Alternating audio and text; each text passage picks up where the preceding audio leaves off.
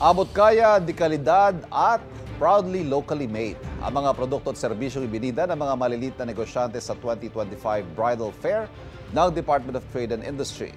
May unang balita si Katrina Son. Mga barong na may hand-drawn details mula Caribo Aklan. Handcrafted fashion accessories mula sa Los Baños, Laguna. At iba't ibang klase ng mga bridal at groom's shoes mula Marikina at Liliu, Laguna. Ilan lang ang mga ito sa mga nasa wedding fair ng Trade Department sa Bonifacio Global City bilang suporta sa mga maliliit na negosyo. This is an avenue where they can showcase their products from all the regions, 18 regions, from Luzon all the way to Mindanao. Hinabi ng mga lokal ang mga barong at iba pang damit mula Calibo, Aklan ng isa sa mga nag-exhibit na si Harold Kisumbing. May ibinida rin siyang two-way terno. It can be worn two-way, no? Pwedeng ito yung sa harap, pwedeng ito din sa harap. So depende.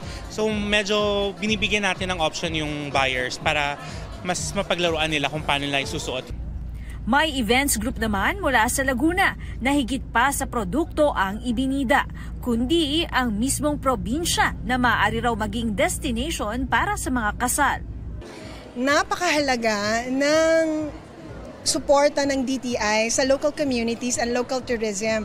We are here to promote the entire Laguna.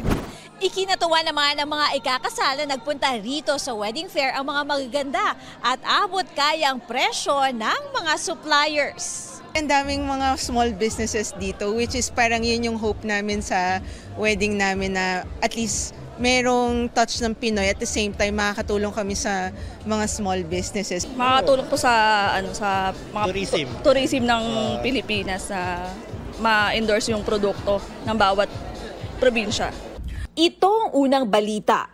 Katrina Son para sa GMA Integrated News.